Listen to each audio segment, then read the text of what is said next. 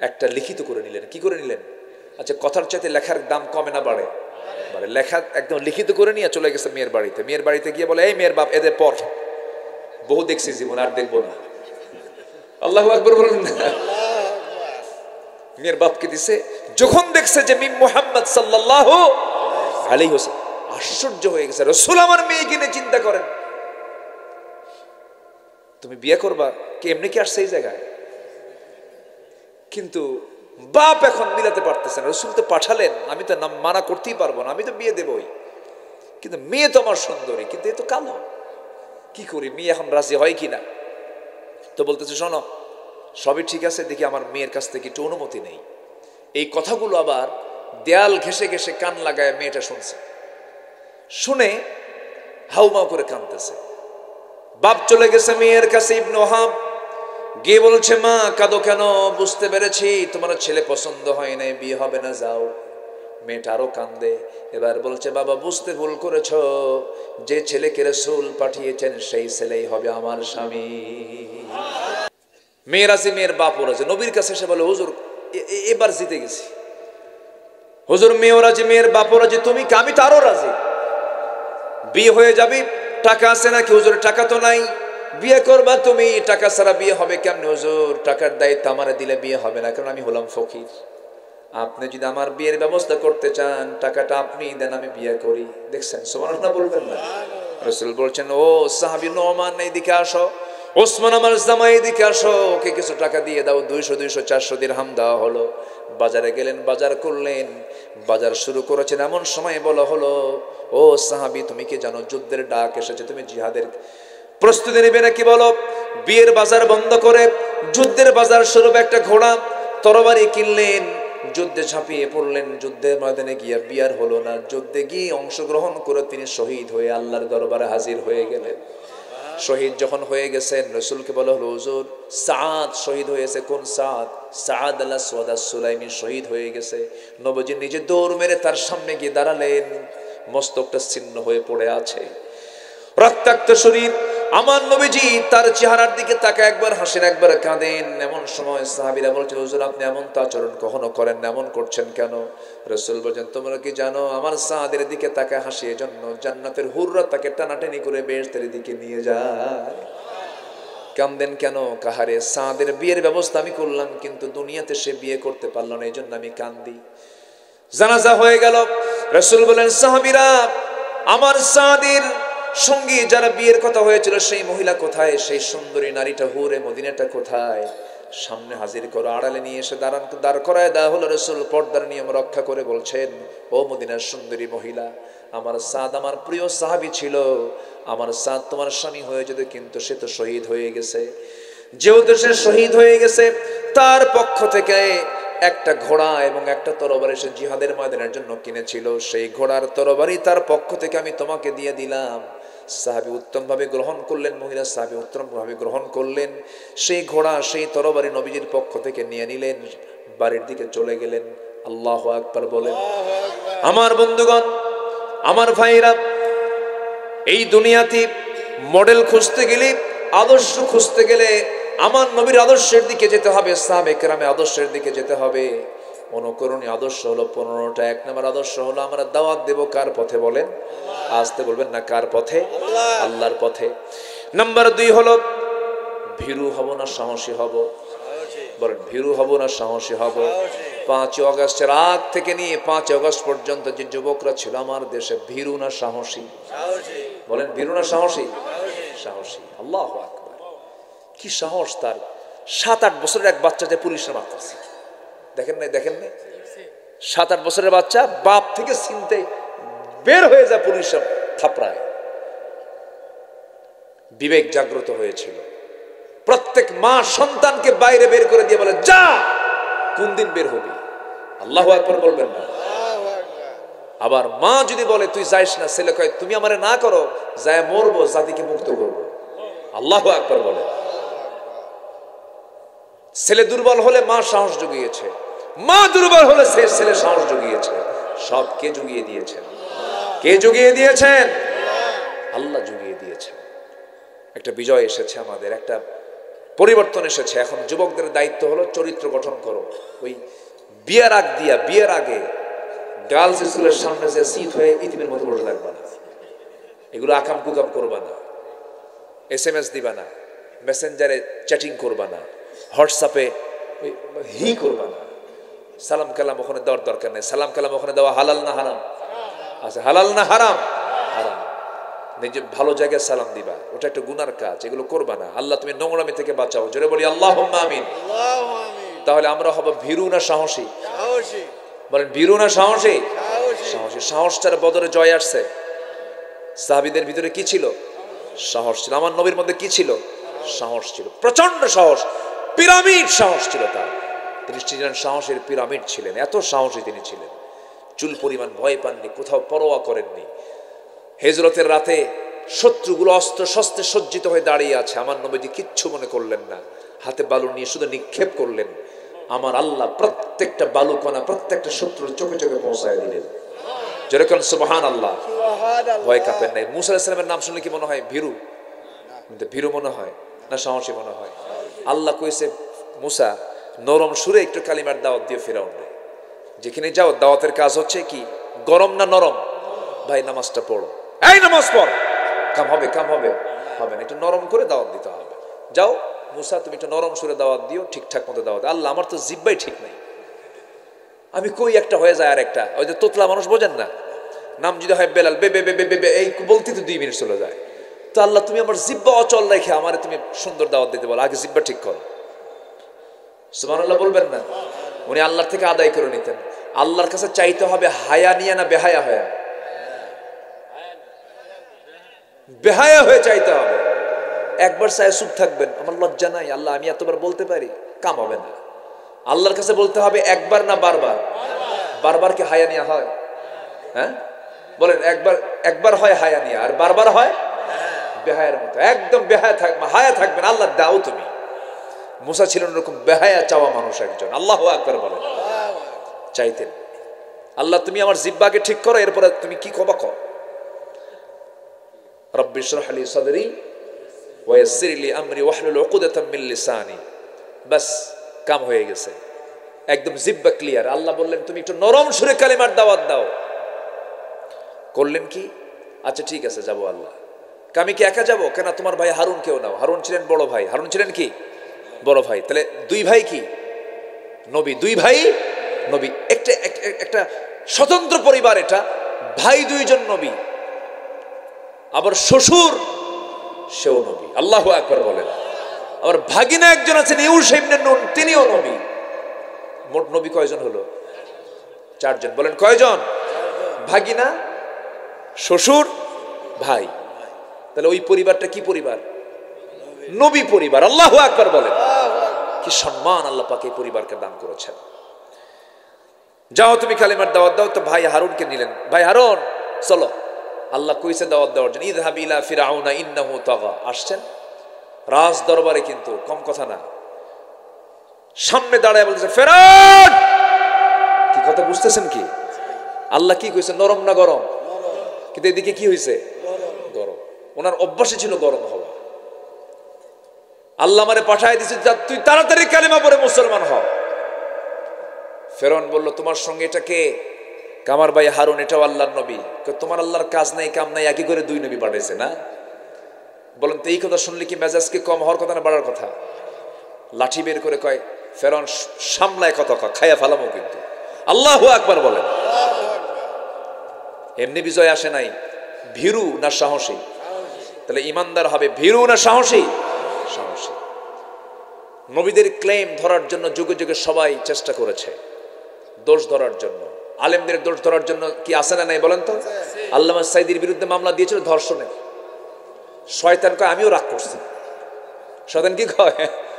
এটা আমিও বিশ্বাস করি না।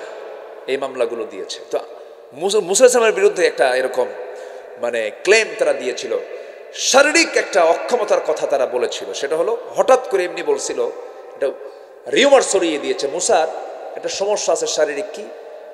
একশিরা ব্যারাম আছে। কি এই এলাকায় কি কয়? কি কয় এই এলাকায়? কি কয়? মানে একটা ছোট একটা বড়, কি কথা কি বুঝতেছেন আপনারা? তো এই রোগটা ওরা এমনি উদ্ভট বানায় ফেললো যে মুসার এই ব্যারাম আছে, ও আবার কিসের নবী? উনি যখন এই কথা শুনলেন এমন রাগ উঠছে। বলেন তো উনি কি ভীরু না সাহসী? বলেন তো, ভীরু না সাহসী? ভীরু লোক কি মোকাবেলা করতে পারে? ভীরু লোক কি কথা বলতে পারে? প্রচন্ড সাহসী তিনি। কি শেষ করে দেব না? চালাবো আলোচনা? আচ্ছা আচ্ছা ঠিক আছে। প্রচন্ড সাহসী তিনি। যখন শুনছেন যে এরকম আমার বিরুদ্ধে, আমার তো এটা নাই, দারুণ খেপে গেলেন। আল্লাহকে বলেন, আল্লাহ এটা কি মানা যায়? এখন আমি কি করবো? তোমার চিন্তা নাই, দেখা যাক, সমস্যা নাই। উনি করছেন কি, সেই সময় একটা সিস্টেম ছিল এটা, যদি এটা সুন্নাহ, এখন আধুনিক সুন্নাহ নয়। উনি করলেন কি, একটা পাথরের উপরে লুঙ্গিটা খুলে গোসল করতে নামলেন। কি কথা কি বুঝতেছেন আপনারা? গোসল করতে নামলেন, আল্লাহ বলেন পাথর দৌড় মার। কি কথা কি বুঝতেছেন? পাথর কি মার? দৌড় মার। একদম সহি বর্ণনা কিন্তু এটা, পাথর দৌড় মার। পাথর দৌড় মারা শুরু করছে। উনি গোসল করে এসে দেখে পাথরও নাই, লুঙ্গিও নাই। এখন বলেন তো কি মুশকিল? মুসা আলাইহিস সালামের হাতে লাঠি ছিল, লাঠি নিয়ে তিনি সতরটা ঢাকার জন্য ব্যাকুল হয়ে গেলেন, কিন্তু পাথরও তো দৌড় মেরেছে। তিনি পাথরের সঙ্গে সঙ্গে তিনিও দৌড় মারলেন।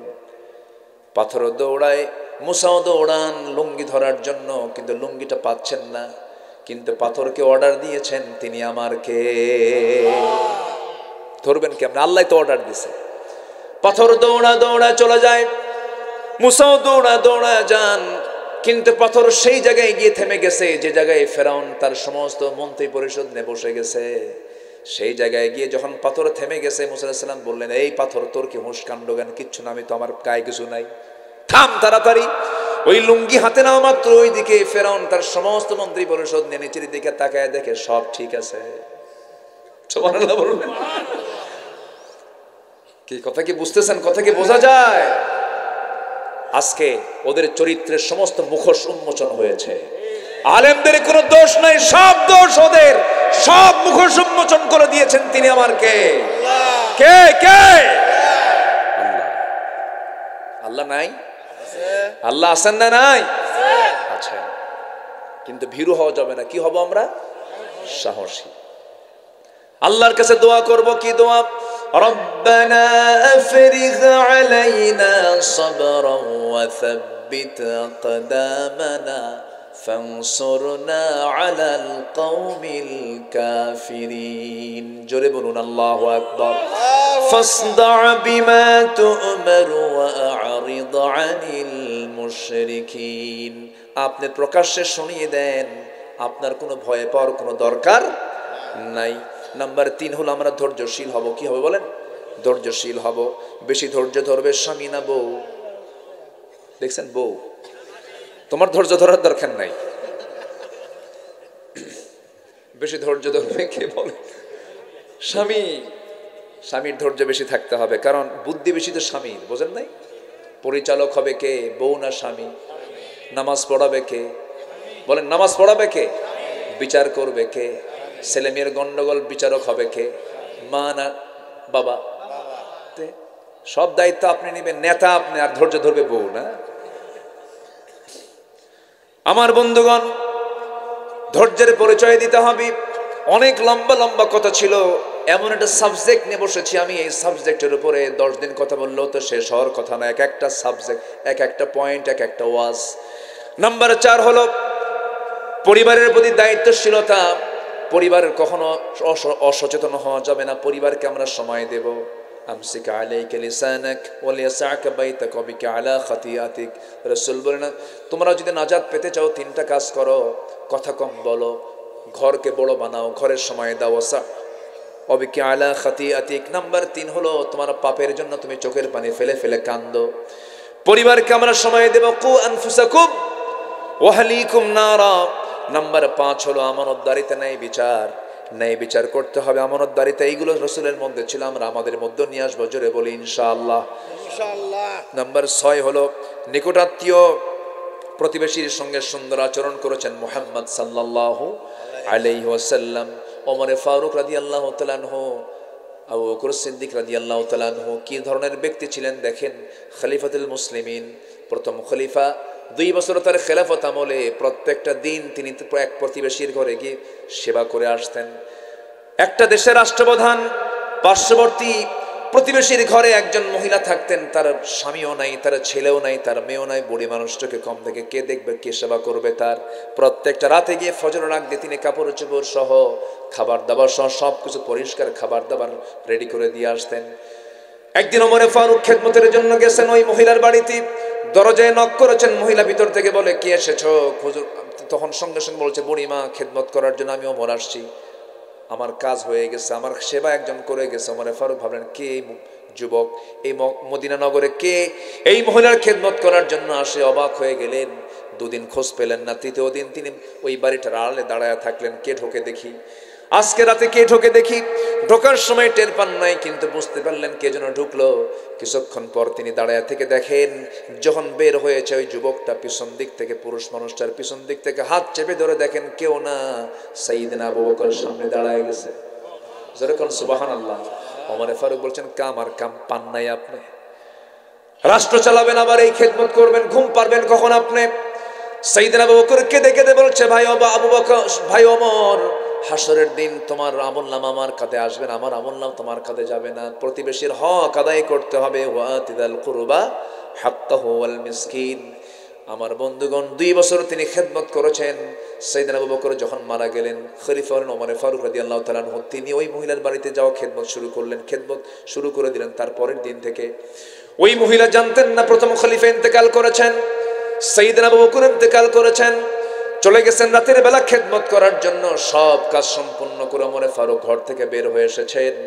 বুড়ি মহিলা খেতে বসেছেন, খেজুর খেতে বসেছেন। ধোয়া খেজুর যখন খাওয়া শুরু করেছেন, খাইতে নিয়া মুখের মধ্যে বিচি লেগে গেল। মহিলা বলতেছেন বুঝতে পেরেছি প্রথম খলিফা, প্রথম আমার খাদেম আবু বকর নাই, খাদেম চেঞ্জ হয়েছে। কারণ আমার আবু বকর যখন আমার খেদমত করতে আসতো, সব খেদমত তো করতে, এমনকি এই খেজুরের বিচি যে আছে, খেজুরের বিচিগুলো বের করে আমার সামনে রাখতো, যেন আমার খেতে যেন চুল পরিমাণ অসুবিধা না হয়। জোরে কোন সুবহানাল্লাহ।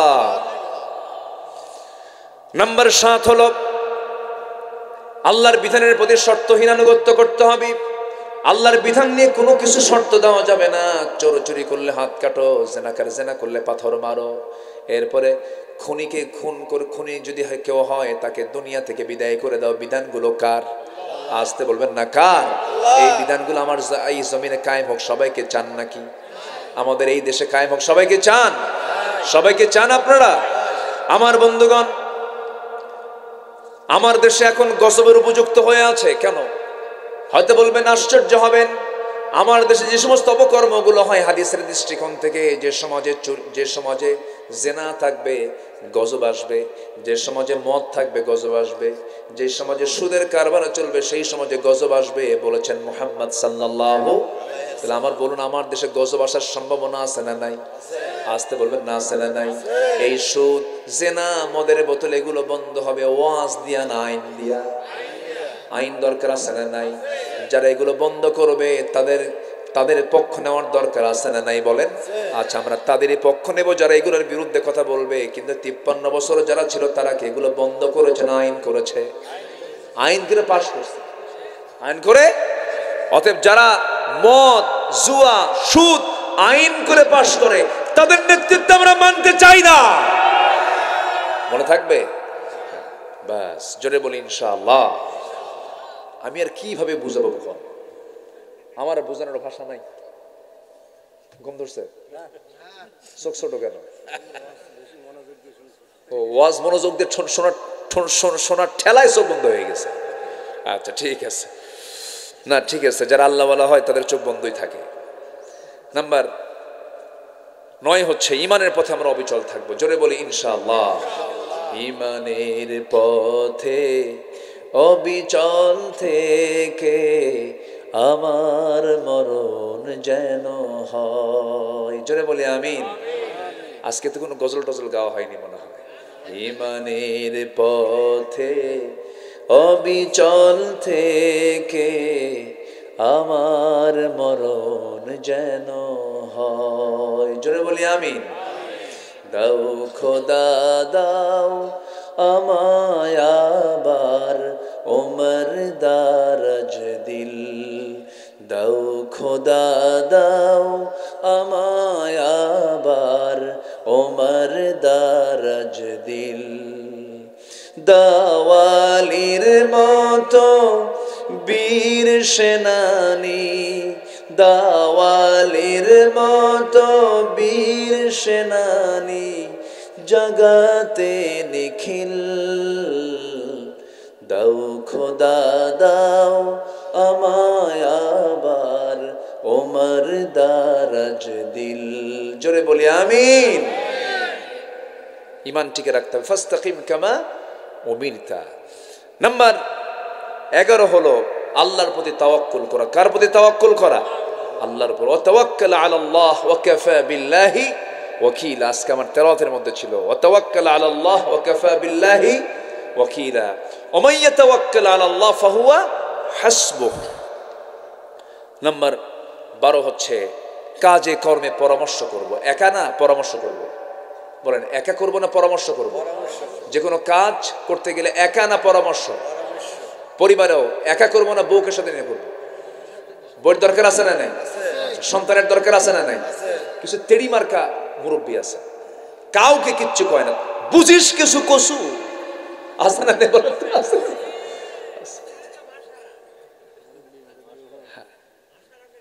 হ্যাঁ, মশারা করতে হবে। মশওয়ারা না, এলাকায় বলে না মশওয়ারা, এটাও আরবি শব্দ, এটাও আরবি শব্দ। ওয়ামরুহুম শুরা বাইনাহুম ওয়াশাফিরহুম ফিল আমরি ফাইদা আযামতা ফাতাওয়াক্কাল আলাল্লাহ ইন্নাল্লাহা ইউহিব্বুল মুতাওয়াক্কিলিন। নাম্বার 13 হচ্ছে বিনম্র হব আমরা। রাসূল কি উগ্র ছিলেন না নম্র ছিলেন? নম্র। খেপতেন না, রাখতেন না। কিন্তু রাগে গেলে আমার নবী যে রেগে যেতেন শুধু জিহাদের ময়দানে। আল্লাহু আকবার বলেন। আশিদ্দাউ আলাল কুফফার রুহামাউ বাইনাহুম। আমার বন্ধুগণ, আরেকটা স্বভাব হলো ক্ষমাশীল হব আমরা। আমরা প্রতিশোধ পরায়ণ হব না, আমরা ক্ষমা করে দেব। আমার নবীজি যখন মক্কা বিজয় করলেন, সেদিন বললেন আমি সবাইকে মাফ করলাম, কারোর প্রতি আমার কোনো অভিযোগ নাই, তবে 17 জনকে মাফ হবে না। কয়জন? আমার দেশেও সবাইকে মাফ করবো আমরা, কিন্তু কিছু কুলাঙ্গারের কোনো মাফ নাই। বলবো কিছু কুলাঙ্গারের কোনো মাফ। একটা তো সিলেটে গিয়ে কট খেয়েছে, কে যেন? কালা কোয়েন না, কালা তো আল্লাহ করছে, শামসুদ্দিন মালিক। ওরে বাপরে বাপ, সিলেটবাসী যে এত সুন্দর আপ্যায়ন করে, কোর্টে যখন ঢুকলো একদম বিসি আউট করে দিয়েছে। যা, জানেন আপনারা? জানেন না এগুলো? ক্ষমা সবার জন্য নাই। যে খুন করে আল্লাহ ক্ষমা করে না, আমরাও ক্ষমা করতে জানি না, ঠিক কিনা? কুতিবা আলাইকুমুল কিসাস, কোনো কথা নাই। আল আইনু বিল আইন ওয়াল উযনু বিল উযুনি, কোনো কথা নাই। আল্লামা সাইদিকে যারা হত্যা করেছে তাদের দৃষ্টান্তমূলক শাস্তি হওয়ার দরকার আছে না নাই? হবে, সব হবে। জোরে বলি ইনশাআল্লাহ। সিরিয়া যখন আসছে আমাদের হাতে, সিরিয়া এসেছে, আলহামদুলিল্লাহ বলেন। শামের ব্যাপারে হাদিস আছে না নাই? সিরিয়ার দামেস্ক ঐতিহাসিক জায়গা, অনেক সাহাবী, অনেক আল্লাহর বড় বড় পছন্দের গোলামের এই বিচরণ হচ্ছে সিরিয়া। এতদিন এক ফেরাউন ছিল, ফেরাউন ইবনে ফেরাউন, ওর বাপও ফেরাউন, ও নিজেও ফেরাউন। হাফিজ আল আসাদ, বাশার আল আসাদ। আসাদ না, ওটা কি? আসাদ মানে তো সিংহ, ফাসাদও না, কাল্প, কাল্প, শয়তান, এগুলো হাইওয়ান। এই বদমাইশ, চিন্তা করুন, একজন ব্যক্তি জেলখানায় ছিল 43 বছর। কত বছর? একজন বিমানের পাইলট। শুধু তাকে বলেছিল তুমি বিদ্রোহীদের বিরুদ্ধে তোমাকে কথা বলতে হবে। উনি বলেছেন না, আমি ওদের বিরুদ্ধে, ওরা হক, ওদের বিরুদ্ধে আমি কথা বলতে পারি। 43 বছর পর, তাদের পতনের পরের দিন সে জেল থেকে মুক্ত হয়েছে। কত বছর? 43 বছর। তাকে আয়না ঘরে রেখেছিল। আমার দেশে তো আয়না ঘর ছিল, জানেন না? আপনারা জানেন না? আমি গিয়েছি, দেখেছি। এবং দুজন ছিল, ব্যারিস্টার আরমান এবং ব্রিগেডিয়ার জেনারেল আব্দুল্লাহ ইলামান আজমি, দুজনকে আমি হসপিটালে গিয়ে 2 ঘন্টা 4 ঘন্টা গল্প করছি। ছিলেন কেমন, থাকছেন কেমন। মানুষ যে এত পাষাণ হয়, মানুষ যে এখনো আবু জেহেলের মতো আছে, এটা তার জ্বলন্ত প্রমাণ। ইলিয়াস আলী গুম ইলিয়াস আলীর বাচ্চাগুলোকে কোলের মধ্যে নিয়ে আদর করতেছে, বলে যাহারে বাপ ছাড়া সন্তান কেমনে থাকে, বাপ ছাড়া সন্তানের কত কষ্ট, অথচ সে নিজেই কিন্তু গুম করছে। জানেন আপনারা, জানেন না কথাগুলো? এগুলো অভিনয় আমরা দেখেছি। নাম্বার 14 হলো কুফরের প্রতি আমরা কঠোর হব। কাফিরদের সঙ্গে আমাদের কোনো হৃদ্দিক কোনো সম্পর্ক থাকতে পারে না। ইয়া আইয়ুহান নাবিয়্যু জাহিদিল কুফার ওয়াল মুনাফিকিন ওয়াগলুজ আলাইহিম। ওয়াগলুজ মানে কি? কঠোর হও কাফের মুশরিকদের ব্যাপারে। নাম্বার 15 হলো আমরা পরস্পর যখন থাকবো কঠোর হব না রহমদিল হব? বলেন তো, আমাদের মধ্যে পরস্পর সম্পর্ক হবে কি? বলেন কঠোর না নরম? কঠোর না নরম? নরম হয়ে যাবো। রাসূল বলতেন মাঝে মাঝে, আমার উম্মতের যদি কষ্ট না হতো প্রতিবেশীকে আমি সম্পত্তির ওয়ারিস বানায় দিতাম। সুবহানাল্লাহ বলবেন না? প্রতিবেশীকে সম্পত্তির ওয়ারিস বানায় দিতেন। রাস্তাকে আটকাবেন? আসতে কয় রাস্তা আটকাবেন? রাসূল কি বললেন? প্রতিবেশীকে সম্পত্তির ওয়ারিস বানায় দিতাম। মানে কি? প্রতিবেশীর দামটা কত? একটু গন্ডগোল লাগছে, একজনের বাড়ি একটু রাস্তার সাথে যারা বাড়ি, তার আবার পিছনে আরেকজনের প্রতিবেশীর বাড়ি, তো রাস্তার ধারে বাড়িওয়ালার সাথে একটু পিছনের বাড়িওয়ালার একটু টক্কর লাগছে। সন্ধ্যার আগ দিয়ে যে রাস্তা দিয়ে যায় ওখানে খোটা মারা আছে নাকি? খোটা মারা হুজুর আছে এখানে? খোটা মারা মুসলমান আছে না নাই? মারছে খোটা। বলে যে খোটা মারছো কেন? বেশি ফটর করো না, হাঁটো। এখন আপনি যে খোটাটা গাড়লেন, আপনি যে খুঁটি যে দিলেন, জমিন কার? মনে আছে? মনে থাকে? ভাবতেছেন সিংড়া কি কয় ওটা, যেখানে দলিল হয় ওটা কি বলে? Registry office. Khulna registry office আপনার জমি না। ওই রেজিস্ট্রি করে আপনার এই দুনিয়ার জীবনের মালিক হয়েছেন আপনি, কিন্তু জমি তো আপনারও না, আপনার বাপেরও না। আরো জোরে কার? আর সে আল্লাহর বান্দার আপনার হাঁটা বন্ধ করছেন, আল্লাহ আপনার কিয়ামতের দিন আপনার হাঁটা বন্ধ করে দিবেন। কথা বোঝেন না আপনি? অঙ্ক মিলেন কিয়ামতের দিন সাথে। অতএব জমির মালিক আপনি হবেন, কিন্তু আপনার জমির সবাই ভোগ করার অধিকার আছে না নাই? প্রয়োজনীয় অধিকার আছে না নাই? কিন্তু দখল করা যাবে না। আবার দখল করলে কিন্তু খবর আছে।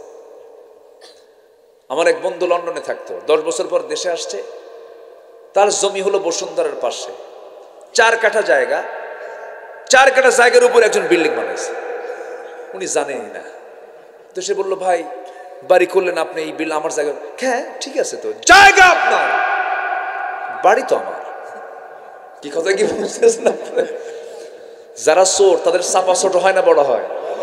বড় হয়। এগুলো করা যাবে না। 1 বিঘত জায়গা যদি কেউ দখল করে, কিয়ামতের দিন আল্লাহ পাক তাকে 7টা আসমান জমিন তার মাথার উপরে চাপায় দিবেন। একজন কইছে সুবহানাল্লাহ, জোরে কর নাউযুবিল্লাহ। যাক, এখন আর ওয়াজ হবে না, যেহেতু সুবহানাল্লাহ কইছে, আমরা শেষের দিকে যাই। এখন অনেক সুন্দর, আপনারা এত সুন্দর ধৈর্যশীল, আলহামদুলিল্লাহ বলেন। আমরা আর কথা বাড়াবো না, যতটুকু হয়েছে আমরা বলে ফেলি আলহামদুলিল্লাহ। আমি 15টা পয়েন্ট আমি কথা বলেছি। আমার মনে হয় এবছর আমি এত লম্বা কথা আমি খুব কমই বলেছি, যা আজকে আমি আলোচনা করলাম। এখন দোয়া করব তার আগ দিয়ে। হ্যাঁ, কি তথ্যটা প্রমাণ করেছে, সেই তথ্য তারা যে প্রমাণ করার কথা বলে, তারা কি তথ্য প্রমাণ করেছে না কোরআন থেকে ধার নিয়েছে? কোরআন থেকে ধার নিয়েছে। কোন গবেষণাগার চলবে না কোরআন ছাড়া। আপনি কোন দিক থেকে এটাকে চান, আপনি কোন সেবা আপনি নিতে চান, কোন খেদমত আপনি নিতে চান, কোন উপকার আপনি নিতে চান, কোন কল্যাণ আপনি নিতে চান, সব পাবেন এই কিতাবের ভিতরে। জোরে বলি সুবহানাল্লাহ। কি চান আপনি? আল্লাহ রাব্বুল আলামিন সকল কিছু বলে দিয়েছেন।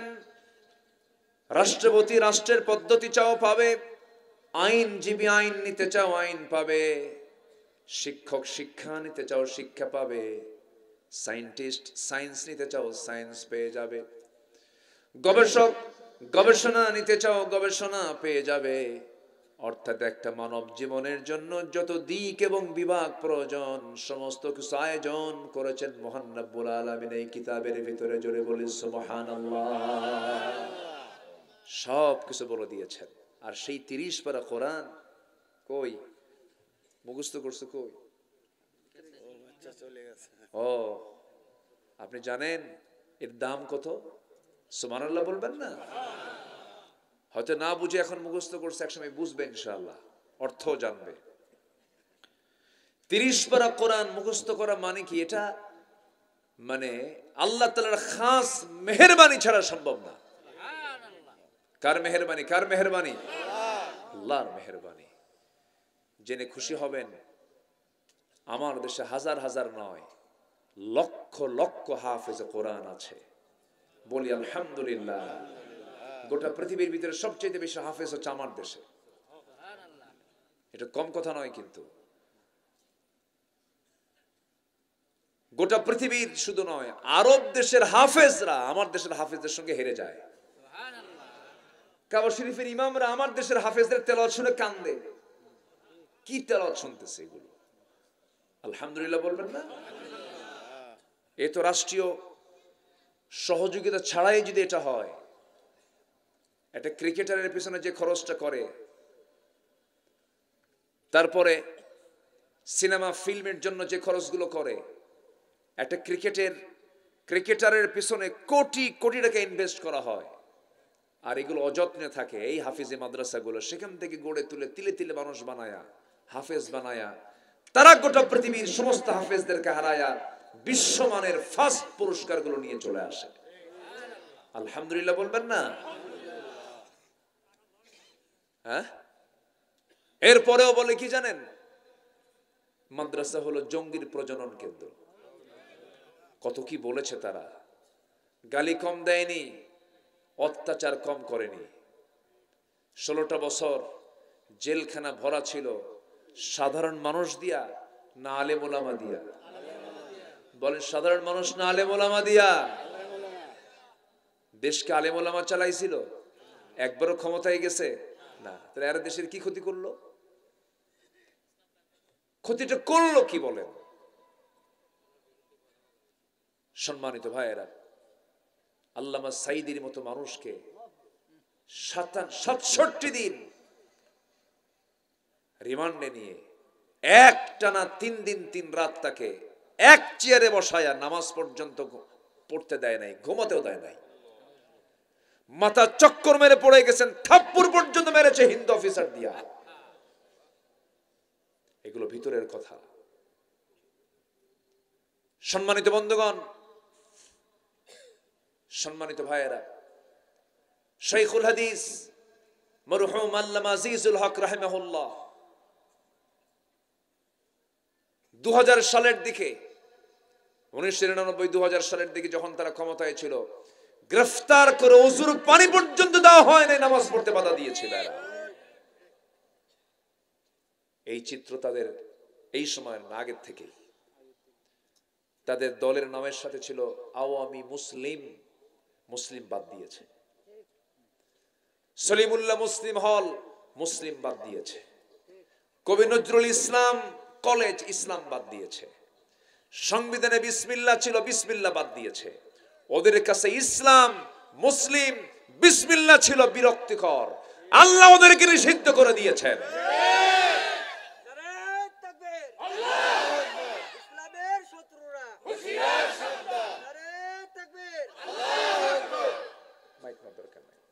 মাইক আমার কাছে থাক, যা পারেন মুখে কর।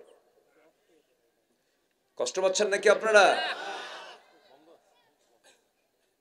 সম্মানিত বন্ধুগণ, তাদের কাছে ইসলাম ছিল জ্বালার কারণ। এতগুলো দল, অনিসলামী দল সহ আরো ইসলামী দল, 53টা ইসলামী দল আমার দেশে আছে। 53টা। এতগুলো দল থাকতেও 5 আগস্টের মাত্র 5 দিন আগে না 6 দিন আগে কয়টা দল নিষিদ্ধ করেছিল? বলেন কয়টা দল? মানুষ হক না চিনলেও বাতিল কিন্তু ঠিকই হককে চেনে, মোকাবেলা করতে হবে না, ঠিক কিনা? ওরা কিন্তু ঠিকই চিনেছে কোনটা আমার শত্রু, শেষ পর্যন্ত নিষিদ্ধ করলো। কিন্তু ওরা ভেবেছিল আমরা গতানুগতিক একটা দলকে নিষিদ্ধ করেছে, কিন্তু আমার আল্লাহ সহ্য হয়নি। ওরা কোনো নির্দিষ্ট দলকে নিষিদ্ধ করতে চায় নাই, ওরা চেয়েছিল ইসলামকে নিষিদ্ধ করতে, আল্লাহ তাদেরকে নিষিদ্ধ করে দিয়েছে। সম্মানিত ভাইয়েরা, কষ্ট পাচ্ছেন নাকি?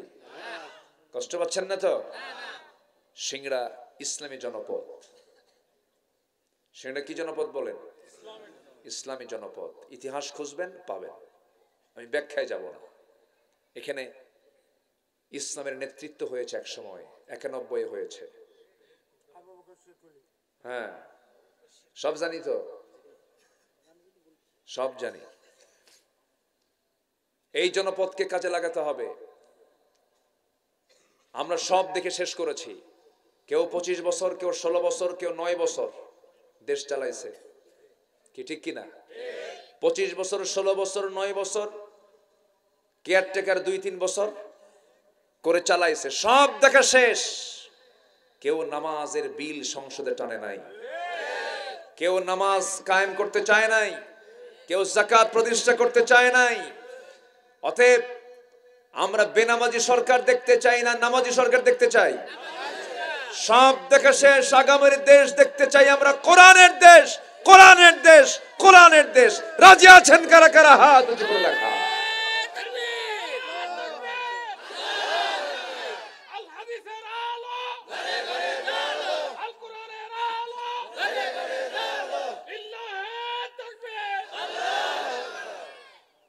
আল্লাহ কবুল করুন, আল্লাহ কবুল করুন।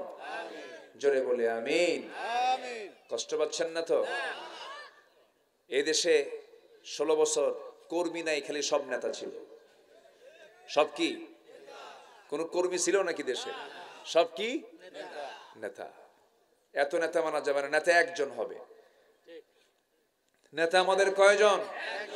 মুহাম্মদুর রাসূলুল্লাহ সাল্লাল্লাহু আলাইহি ওয়াসাল্লাম। নেতা আমাদের কয়জন বলেন? একজন। একজন নেতা হবেন। এছাড়া এত আতিপাতি নেতা মানার দরকার নেই।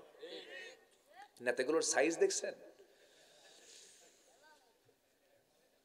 সে নেতাগুলো যখন কোথাও যায়, মহড়া কি, সামনে 50 মোটর সাইকেল, পিছনে 50টা মোটর সাইকেল, বোঝাচ্ছে আমি একখান মাল যাচ্ছি, তুমি কিচ্ছু না। সাইয়েদনা আবু বকর সিদ্দিক রাদিয়াল্লাহু তাআলা আনহু, তিনি প্রথম নতুন খেলাফত পেয়েছেন, খলিফাতুল মুসলিমিন। জনগণকে দেখার জন্য রাতের বেলা একাকী বের হয়েছেন। জুতা পায়ে না, খালি পায়ে। কি পায়ে? খালি পায়ে। তাও পাথরের রাস্তা। কিসের রাস্তা? বলতে পাথরের রাস্তা কি খালি পায়ে হাঁটা সহজ না কঠিন? শুধু কঠিন না, ঝুঁকিপূর্ণ। ঝুঁকিপূর্ণ। খালি পায়ে পাথরের রাস্তায় হাঁটতেছেন। এমন সময় সাইয়েদনা ওমর ফারুকের সঙ্গে তারা দেখা হলো। তিনি বলছেন, আমিরুল মুমিনিন, গভীর রাত্রিতে আপনি একাকী হাঁটতেছেন, আবার খালি পায়ের কারণটা কি? পাথরের সঙ্গে আঘাত পেয়ে চামড়া ফেটে রক্ত বের হয়ে যাবে, আপনি অসুস্থ হয়ে পড়বেন। জবাবে তিনি বলছেন, ভাই ওমর, আমি যদি খড়ম জুতো পায়ে দিয়ে যদি রাতের বেলা হাঁটি, এই ঘুমন্ত লোকগুলো যারা ঘুমাচ্ছে, আমার নাগরিকগুলো, তাদের ঘুম যদি ভেঙে যায়, কিয়ামতের দিন আমাকে এর জন্য আসামির কাঠগড়ায় দাঁড়াতে হবে। আর এরা কি করে? প্রেসিডেন্ট আসিবেন, রাজশাহী থেকে নাটোর আসিবেন, 10 ঘন্টার জন্য রাস্তা বন্ধ থাকবে। ওই সমস্ত নেতৃত্বের মুখে আমরা জুতা মারি। জনগণের সুবিধা নষ্ট করে, জনগণকে কষ্ট দিয়ে যে কাজ নেতারা করে, সেই কাজ করা জায়েজ না। আমি নিজের চোখে দেখেছি, মালয়েশিয়ার প্রধানমন্ত্রী মাহাথির মোহাম্মদ তার স্ত্রীকে নিয়ে মালয়েশিয়াতে শপিং করছেন, বাইরে ঘুরতেছেন, একটার পুলিশ তার আগেও নাই পরেও না, একা একা ঘুরতেছে। আধুনিক বিশ্ব সম্ভব। খালি আমার দেশে এত ভাব ভাব ছুটাতে হবে সামনে। এখন আসতে কোন কেন? হ্যাঁ, শাসক যদি শাসকের ভাব নেয়, ওই শাসক আমরা শাসক হতে হবে। খাদেম, খাদেম কি হতে হবে? খাদেম। সাইয়েদনা আবু বকর কি জুতা পায়ে হেঁটেছেন? খালি পায়ে। কার জন্য? জনগণের ঘুম যেন নষ্ট না হয়। চিন্তা করুন, আমরা কেমন শাসন দেখতে চাই? আস্তে করে এমন শাসন কি আমরা দেখতে চাই? নেতা মানবো বেনামাজি না নামাজি? ইসলামী দল নন ইসলামী দল? হ্যাঁ, মনে হয় রাগ করতেছেন হুজুর, এগুলো কি কন? কি রাগ করতেছেন না তো? রাগ করা যাবে না, আমি কল্যাণের জন্য বলছি, রাগ করবেন না। কবরে গেলেই তো দল নিয়ে প্রশ্ন হবে। ভাবতেছেন দলের কথা ইসলামে নাই? কবরে গেলেই দল নিয়ে প্রশ্ন হবে। মার রব্বুক, তোমার রব কে? ওমা দীনুক, তোমার দল কি? কি দল? আস্তে করে কি দল? আরো জোরে, আরো জোরে, আরো জোরে। আছে না আমার দেশে ইসলামী দল ছাড়া আরো দল আছে না? যে দলের নামে শুধু ইসলাম নাই, আছে না নাই? ওগুলোর সংখ্যা কম না বেশি? হ্যাঁ, ওগুলোর সংখ্যাও কিন্তু বেশি। মন খারাপ করা যাবে না ভাইয়েরা। আমাদের দায়িত্ব হক কথাগুলো বলে ফেলা, হকের উপরে টিকে থাকতে হবে আমাকে আপনাকে। আমার ইমান কেউ ছিনতাই করে নিয়ে যাক, আমি তা হতে দেব না। আমার ইমানটাকে আমার সংরক্ষণ করার জন্য চেষ্টা করতে হবে। যুবকরা, সেই নেতৃত্ব মানতে যাবে না যে নেতৃত্ব মানতে গিয়ে তোমার ইমানটা হেরে যাবে, তুমি চরিত্রহীন হয়ে যাবে। তোমার হাতে মদের বোতল তুলে দেবে, তোমার হাতে নারী তুলে দেবে, তোমাকে ইয়াবা তুলে দেবে, তোমাকে চরিত্রহীন করে তুলবে, তোমাকে চাঁদাবাজ বানাবে, ছিনতাইকারী বানাবে। যে সমস্ত নেতা তোমার হাতে ইয়াবা তুলে দেয়, মদের বোতল তুলে দেয়, নারী তুলে দেয়, তুমি সেই সমস্ত নেতার মুখে জুতা মেরে থুতু মেরে ইসলামের দিকে ফিরে আসো, তোমার জন্য জান্নাত অপেক্ষা করতেছে। ওগুলো বাদ দিয়ে দাও। কোন শান্তি নাই। শান্তি আছে? শান্তি নাই। জুলুম করবেন, জুলুমের ফল আপনাকে ভোগ করতেই হবে। কম জুলুম করছে বলেন? আমার কি দোষ ছিল ভাই? প্রথম মামলা দিয়েছে 1999 সালে, সেকেন্ড মামলা এই গভর্নমেন্টের আমলে এরাই মামলা টামলা দিল। মাহফিলে গেছে, যে পাবনা, আপনাদের এলাকায় তো পাবনা একটা মাহফিল ছিল আমার, আমি মঞ্চে উঠলাম, আলোচনা করতেছে সিরাতের উপরে। 1 ঘন্টা আলোচনা হয়ে গেছে, হঠাৎ করে আমাকে লক্ষ্য করে গুলি মারতেছে। গোলাগুলি শুরু হলো, মঞ্চে আগুন ধরিয়ে দেওয়া হলো, মাহফিলের সেক্রেটারিকে সেখান থেকে গ্রেফতার করা হলো। সব ঘটনা ওরা ঘটায়। 3 দিন পর শুনি ওরা একটা মামলা করেছে, সেই মামলার 1 নম্বর আসামি আব্দুল্লাহ আমিন। কি কথা কি বুঝতেছেন আপনারা? আমার 1 নম্বর আসামি বানায় দিল। 2018 সাল বাড়ি ঘেরাও করলো, ঘেরাও করে আমাকে গ্রেফতার করে থানায় নিয়ে গেল। ওসি সাহেবের সামনে গিয়ে বসলাম। ওসি সাহেব বলতেছে, হুজুর চা খান। চা খাইলাম। হুজুর আমি আপনার খুব ভক্ত, আমি আপনার দেখে কাঁদতেছি, ভালো লাগতেছে না, আপনাকে গ্রেফতার করা ঠিক হলো না, কিন্তু হুজুর করব কি? উপরের নির্দেশ। কিসের নির্দেশ? উপরের নির্দেশ। উপর কে? আল্লাহ। আজ থেকে উপর কে? উপর কে? তাহলে ওর মধ্যে শিরিক আছে না নাই বলেন তো? শিরিক আছে না নাই? উপর কে? আল্লাহ। সাব্বিহ ইসমা রাব্বিকাল আ'লা। উপরে কে?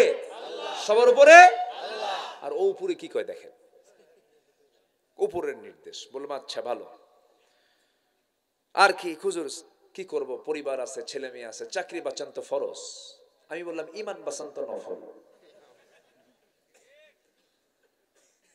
মামলা খান দিয়া পাঠায় দিল জেলখানায়। গেলাম, ঢুকলাম, ঢুকে দেখি এক বুড়া চাচার সামনে দাঁড়ানো।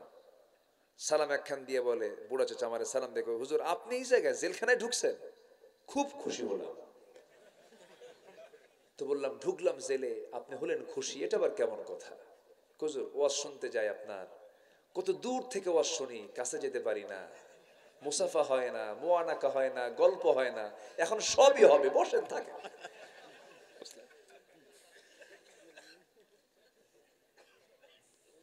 আমি বললাম, চাচা আপনি বুড়া কালে এই শীতের ভিতরে, ওই সময় জানুয়ারি মাস, এই নাটোর থেকে ফেরার পথে, আমি নাটোরে মাহফিল করেছি আগের দিন 6 নভেম্বর, কোথায় যেন করছি। তো যাই হোক, প্রায় 3-4 মাস ছিলাম, তো তখন শীত পড়ে গেছে। তো বললাম যে চাচা এই শীতের ভিতরে আপনি কেন এই জায়গায়? বাবা বইলেন না, বোমা হামলা, বোমা হামলা। তো বললাম বোমা হামলা কে করছে? আমি করছি। তো বললাম চাচা আপনি করবেন কেমন? আপনি তো কোমরই নড়ে না। কোমর কেন? হাতও তো নড়ে না আমার। এই হলো চিত্র। তারা অনেক নাটক করেছে, নাটকের অবসান হয়ে গেছে, ঠিক কিনা? অভিনেত্রী, সেই নাটকের অভিনেত্রী আর নাই, উনি এখন দিল্লি, মামুবাড়ি দিল্লি। আল্লামা সাইদির বহু আগের বক্তব্য হুবহু মিলে গেছে। আল্লাহওয়ালা মানুষ তো, আলহামদুলিল্লাহ। এমন একটা সময় আসবে পালানোর জন্য একটা ইঁদুরের গর্ত খুঁজে পাবা না। বাস্তব কিনা? বাস্তব কিনা? বাস্তব কিনা? পাচ্ছে কোথাও জায়গা আছে? কোথাও জায়গা নাই। ইতিহাস থেকে শিক্ষা নেওয়ার তৌফিক আল্লাহ পাক আমাদের সবাইকে দান করুন। যারাই জুলুম করিবেন তারাই বিপদে পড়িবেন। মাথায় রাখিবেন কথাগুলো, বুঝিয়া রাখিয়েন। কি কথা কি বোঝা যায়? চাঁদাবাজি কিন্তু এখন একদল করে, আছে কিনা? যারাই জুলুম করিবেন তারাই ধরা খাইবেন। জনগণ ধরিলে ছাড়িতে কেউ পারিবে না, ঠিক কিনা? আল্লাহ তুমি বোঝার তৌফিক দাও, জোরে বলি আমিন। সম্মানিত ভাইয়েরা, আমাদের নেতা কয়জন হবে বলেন তো? রব কয়জন? কে? আরো জোরে। নেতা কয়জন? কিতাব কয়টা? ব্যাস, আর কিচ্ছু লাগবে না। বেশি কিছু খুঁজতে যাবেন, ধরা খেয়ে যাবেন। রব একজন, আল্লাহকে ধরব। নেতা একজন, মুহাম্মদ সাল্লাল্লাহু। কিতাব কয়টা? একটা। যা বলবে তাই শুনবো, কোরআন যা বলবে আমি তাই শুনবো, ঠিক কিনা বলেন? পীর কি বলেছে, বুজুর্গ কি বলেছে, কে কি বলেছে, এটা আমার দেখার বিষয়। কোরআন কি বলেছে, হাদিস কি বলেছে, কি কথা ক্লিয়ার? তাহলে আমার কোনো সমস্যা, শয়তান ওয়াসওয়াসা দিতে পারবে না। সম্মানিত ভাইরা, আমি যেখান থেকে তেলাওয়াত করেছি, আল্লাহ তাআলা তার রাসূলকে কি জন্য পাঠিয়েছেন দুনিয়াতে, কিছু কথা তিনি তুলে ধরেছেন। এবং নবীজির জীবন থেকে আমাদের কিছু অনুকরণীয় কিছু আদর্শ আছে, যেগুলোকে ফলো করলে জান্নাত পেতে কোনো বেগ পেতে হবে না। তাহলে আদর্শ মানবো সাধারণ নেতার না মহান নেতার?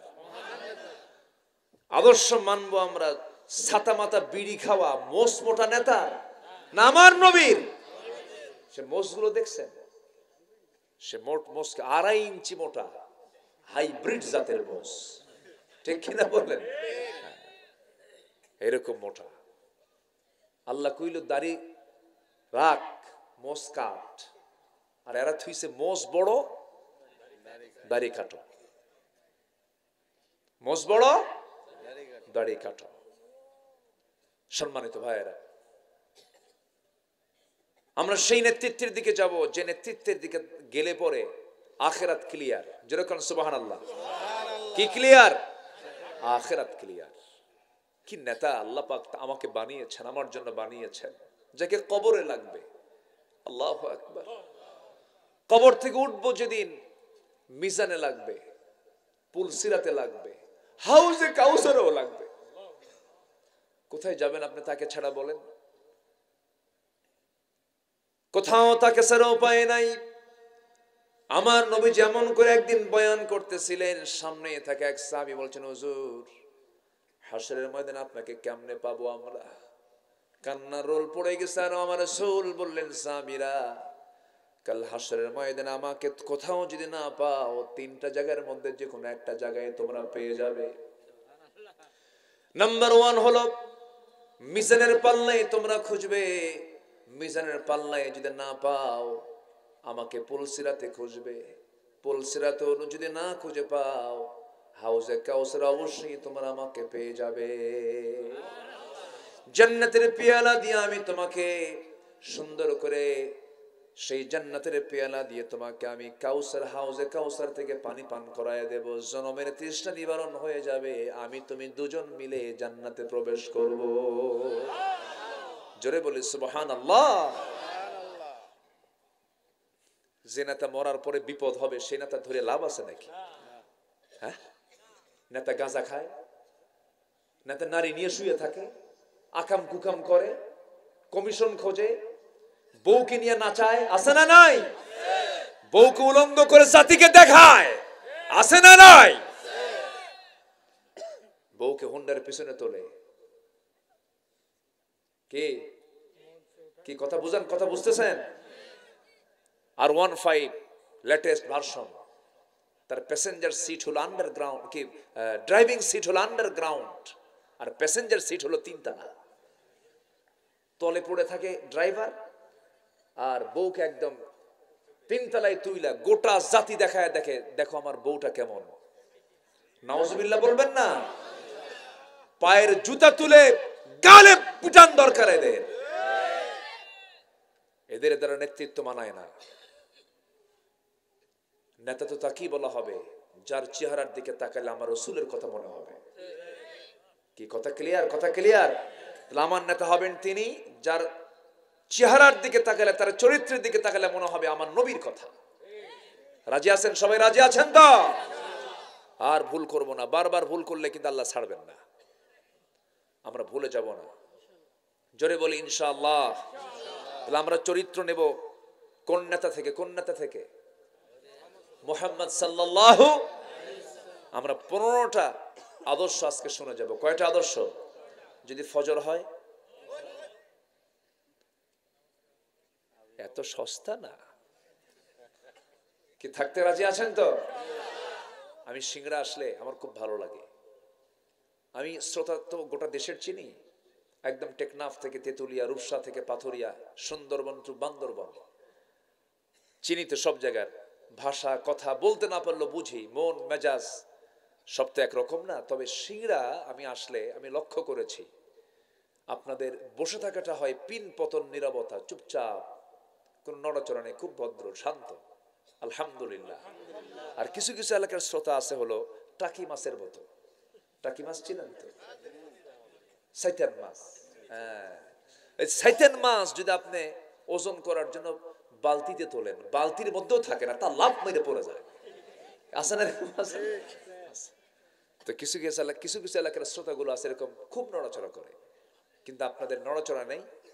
ওই সাইতান মাছ না, টাকি মাছ না, আপনারা বড় বড় মাছের মতো। বড় মাছ তো বেশি নড়ে না, তো চুপচাপ থাকে, খুব ভালো। আল্লাহ কবুল করুন। জোরে বলি আমিন। এটা কার? আপনার লাঠি। হ্যাঁ, আলহামদুলিল্লাহ। রসুল এগুলো করতেন, রসুল নাতিকে নিয়ে থাকতেন।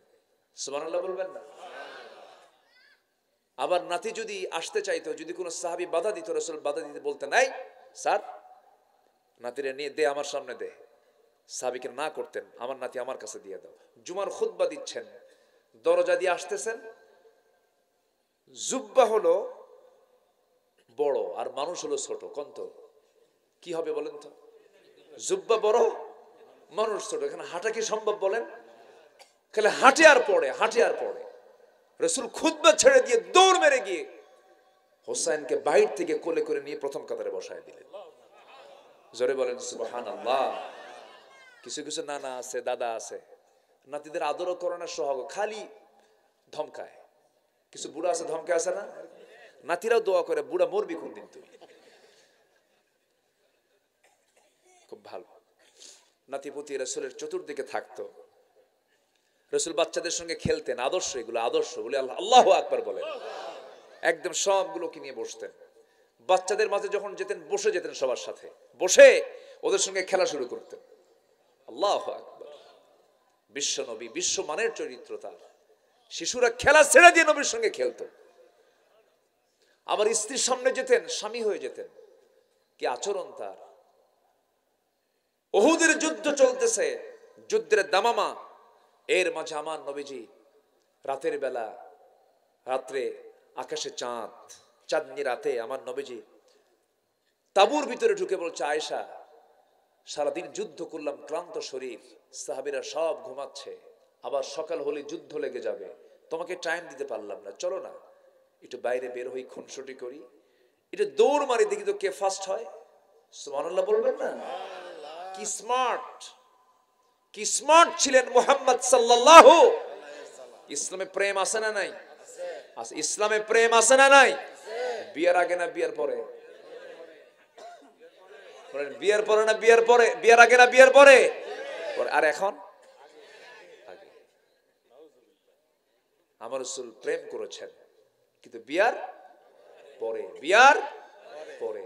চলো আয়েশা দৌড়াই, আর এখন বিয়ার আগে দৌড়ায়, বিয়ার আগে দৌড়ায়। কোথায়? চলো আমরা রিসোর্টে যাই। রিসোর্ট কোথায়? এখন তো রিসোর্ট হয়ে গেছে যে চলন বিলের মাঝখান দিয়ে কিছু কিছু যে কবুতরের বাসা বানায়, দেখছেন নাকি? এগুলো আছে নাকি? এগুলো বাসা বানায় রাখছে, একদম পুলিশ এগুলো যায়া খুঁজে বের করে পিটায়া ওদের পিছনটা লাল করা দরকার, ঠিক কিনা? লাঠির পিটন দরকার। লাঠি দারুণ ওষুধ, জানেন? বেহাত লাঠির ওষুধ কিন্তু মারাত্মক জিনিস। এটার দরকার আছে না নাই বলেন তো? আছে। রাসূল বলেছেন এটা দিয়েও মাঝে মাঝে সাইজ করো। নামাজ না পড়লে 10 বছর পার হয়েছে, নামাজ পড়ে না, বিল আসা, লাঠি দিয়ে পিটাও। শাসনের দরকার আছে না নাই? আগে হাই স্কুলের হেডমাস্টারকে দেখলে ছাত্ররা থরথর করে কাঁপতো, আর এখন হাই স্কুলের শিক্ষকরা ছাত্রদের দেখলে শিক্ষকই থরথর করে কাঁপে। আমি কি ভুল বলতেছি?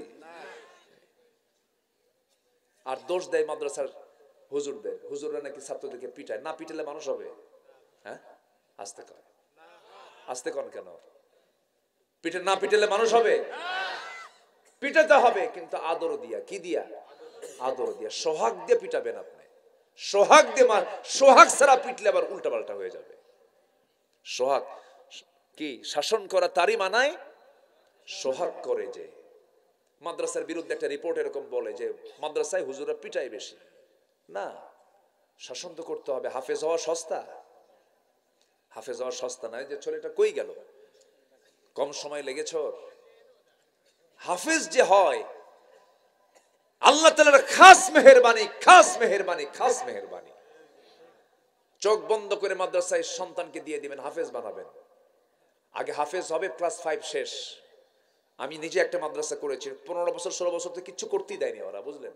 যা করি সব নিয়ে চলে যায়। তো একটা মাদ্রাসা করেছি, সে মাদ্রাসা আমি নতুন কারিকুলাম, গোটা পৃথিবী ঘুরছি তো, কম বেশি টুকরা এদিক সেদিক ঘুরছি।